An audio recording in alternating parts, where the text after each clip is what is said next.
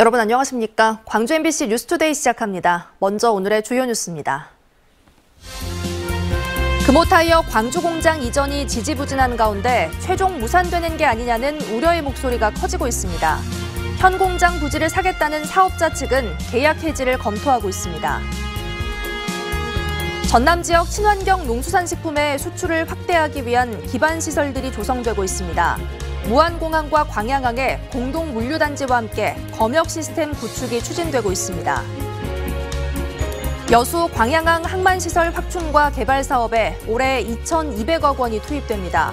묘도 수도 항로를 직선화하는 사업도 시작됐습니다. 근로자 6명의 목숨을 앗아간 광주 화정 아이파크 붕괴 사고 1주기를 맞아 오는 11일 희생자 가족협의회 주관으로 희생자 추모식이 열립니다. 금호타이어 광주 공장 이전과 관련해 심상치 않은 기류가 감지되고 있습니다. 금호타이어가 추진하는 부지 용도 변경은 광주시의 반대로 가로막혀 있고 부지를 사겠다는 컨소시엄 측은 계약 해지 카드를 만지작거리고 있습니다. 보도에 송정근 기자입니다.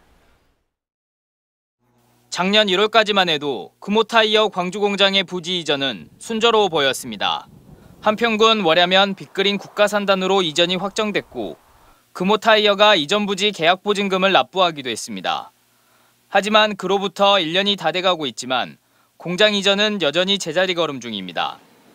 공장 이전 비용을 마련하지 못했기 때문인데 재정난에 시달리고 있는 금호타이어는 공장 부지 용도를 상업지역 등으로 바꿔 이를 담보로 비용을 마련하겠다는 계획을 세웠습니다.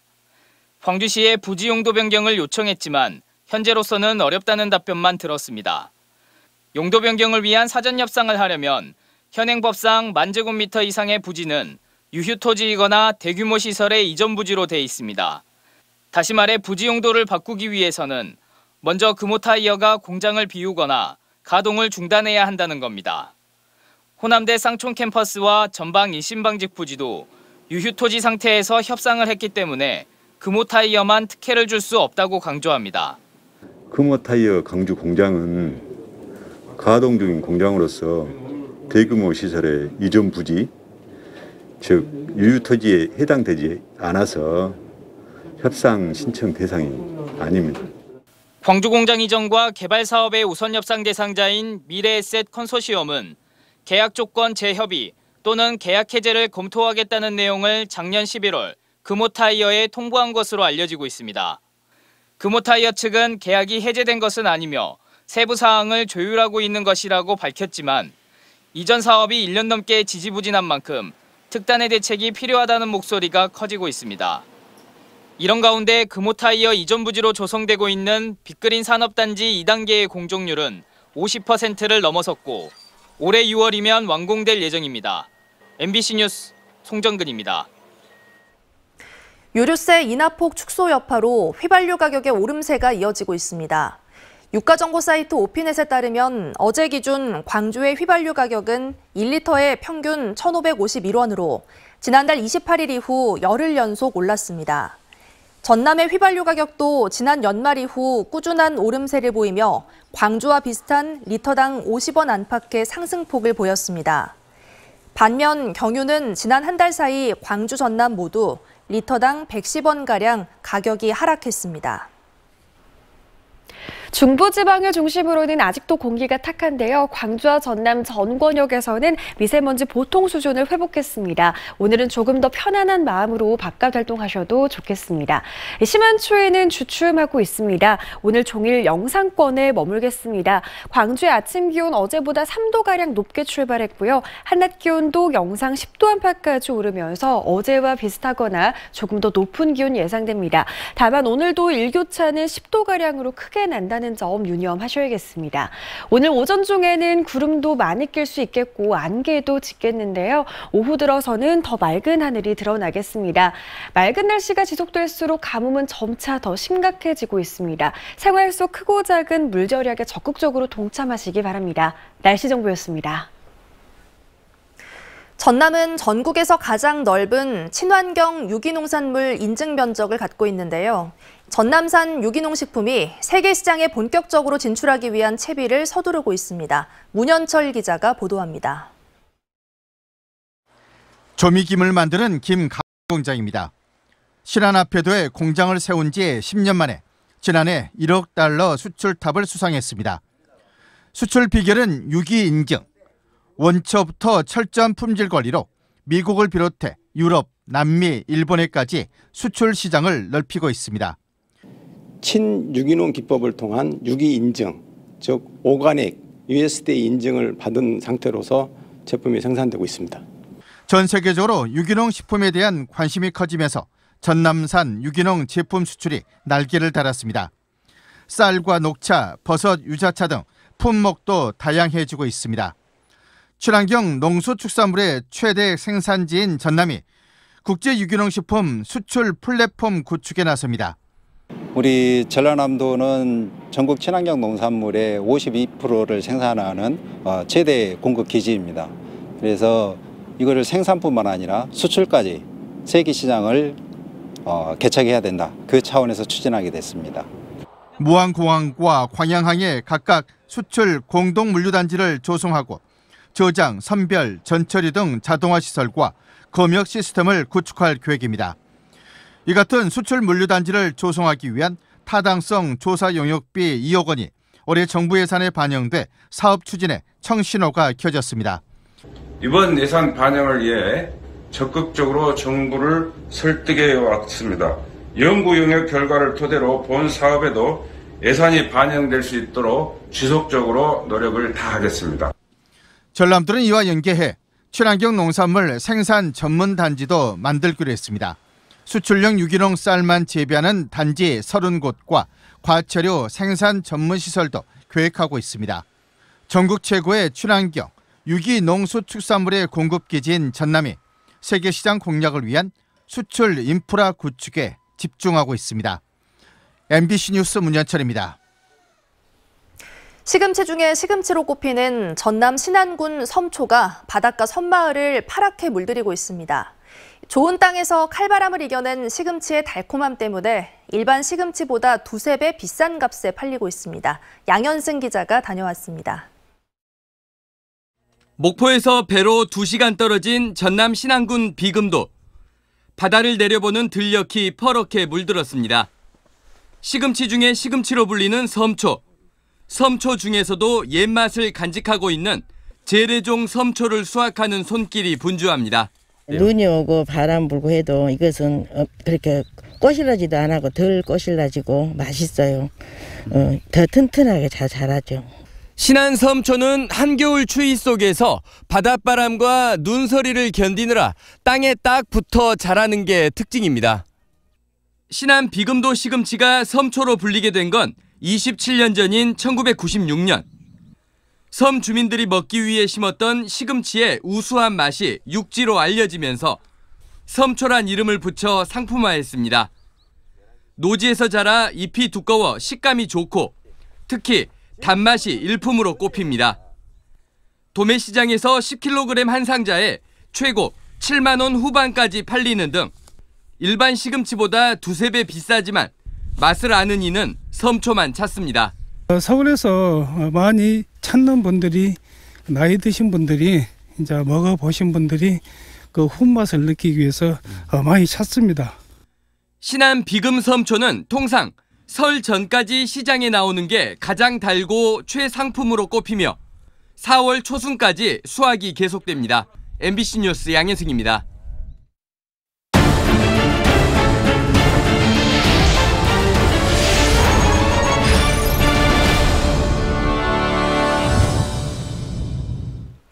광주지법 형사 10단독 김정민 판사는 4번째 음주운전을 한 혐의로 재판에 넘겨진 56살 A씨에 대해 벌금 1,200만 원을 선고했습니다. 음주운전으로 3차례 벌금형을 선고받은 전력이 있는 A씨는 지난해 7월 장성군의 한 도로에서 혈중 알코올 농도 0.206%의 만취 상태에서 1km를 운전하다 적발이 됐습니다. 재판장은 동종 전과가 많지만 운전 거리가 길지 않고 마지막 음주운전 처벌 전력이 2013년인 점을 감안해 형을 정했다고 밝혔습니다. 광주지방법원 제1행정부는 축사 운영자가 강진군수를 상대로 공작물 축조 신고 신청 반려 처분을 취소해달라고 낸 소송에서 축사 운영자의 손을 들어줬습니다. 법원은 축사 운영자가 액비화 처리 시설이 아닌 액비 저장 탱크 설치를 통해 가축 분뇨를 처리하겠다고 신청했지만 강진군이 환경영향평가에 대한 검토와 심의를 하지 않았다며 설치 신청을 거부할 사유가 될 수 없다고 판시했습니다. 또 강진군이 신청 거부의 근거 법령도 잘못 기재했다며 축사 운영자의 신청 서류를 반려할 수 없다고 지적했습니다. 근로자 6명의 목숨을 앗아간 광주 화정동 아이파크 붕괴 사고 1주기를 맞아 희생자 추모식이 열립니다.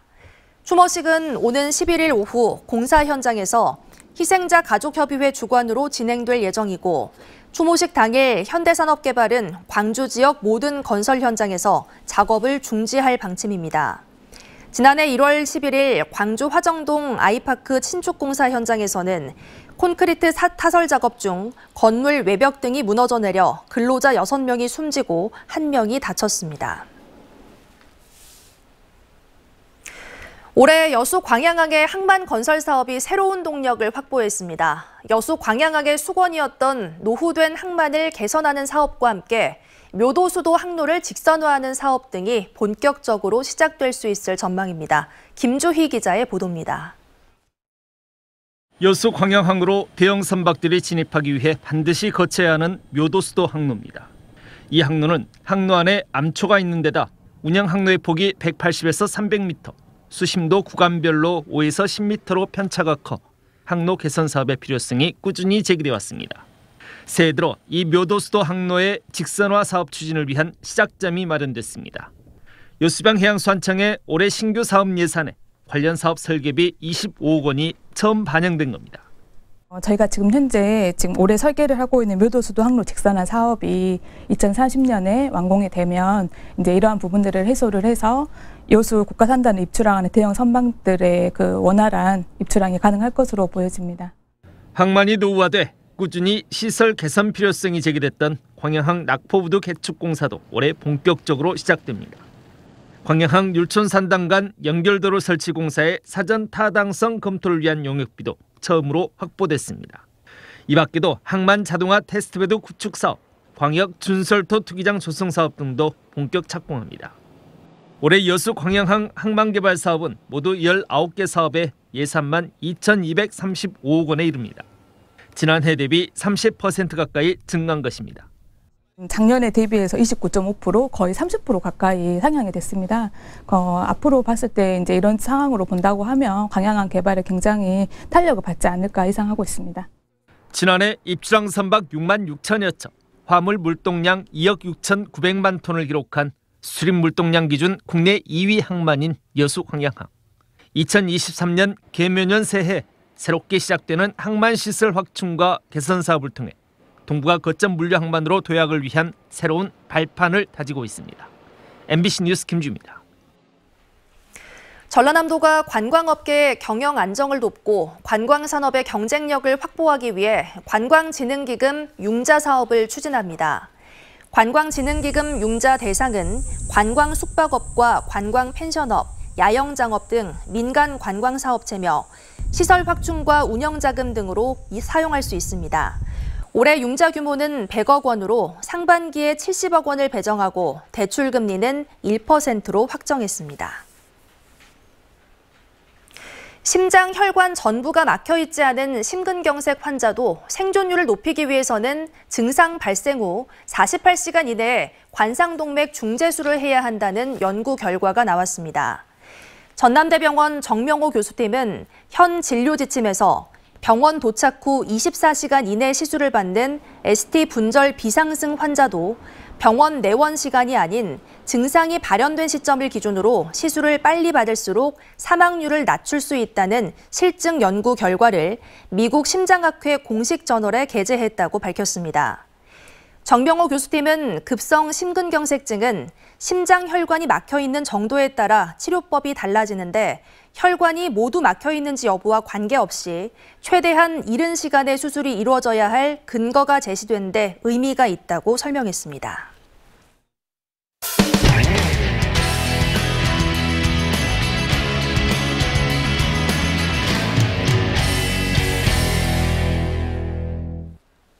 지방 소멸의 위기 속에 지자체마다 출산율 높이기에 사활을 걸고 있습니다. 장려금의 금반지, 정자 테스트기까지 온갖 지원책이 동원되고 있는데요.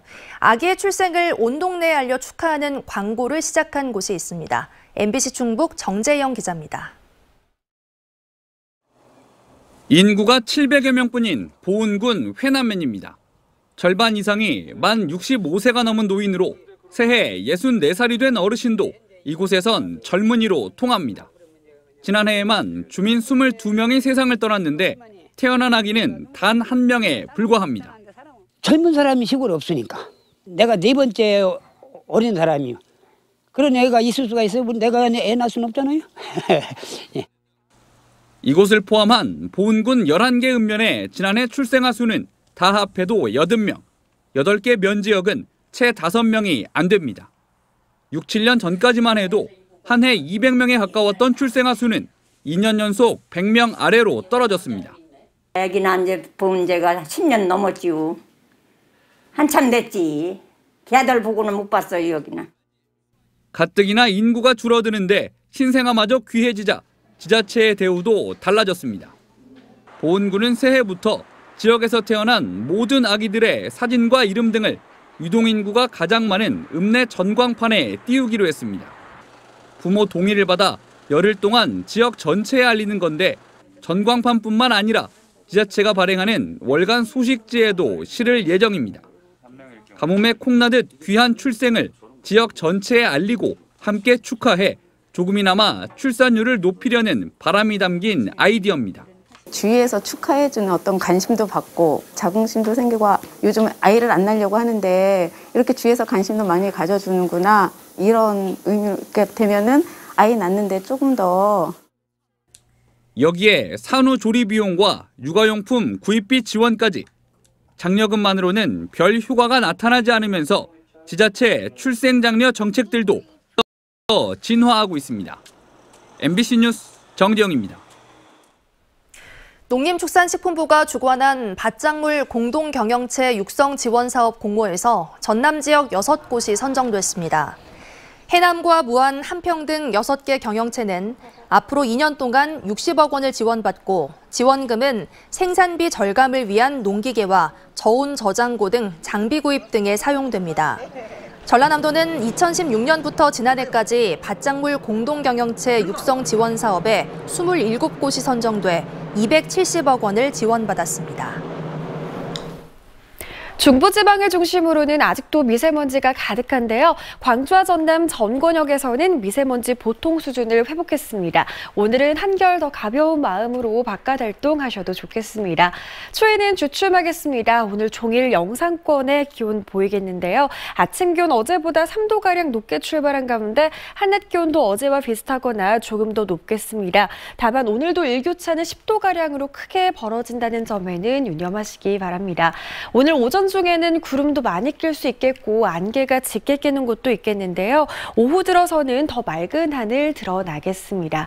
맑은 날씨가 지속될수록 가뭄은 점차 더 심각해지고 있습니다. 크고 작은 생활 속 물절약에 적극적으로 동참하시기 바랍니다.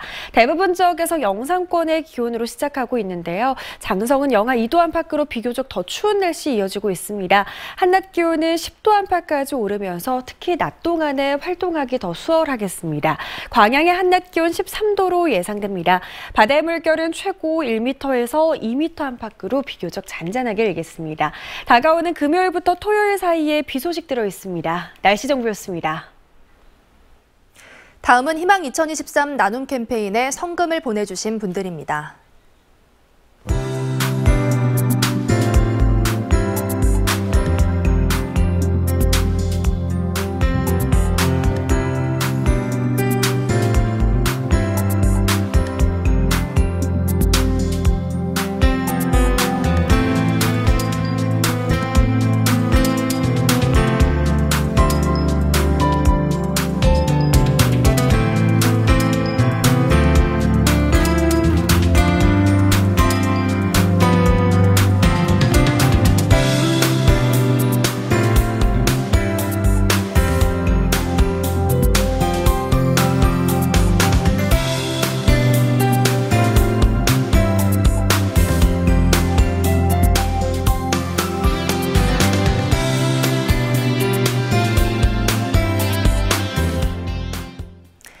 이상으로 뉴스 마칩니다. 시청해주신 여러분 고맙습니다.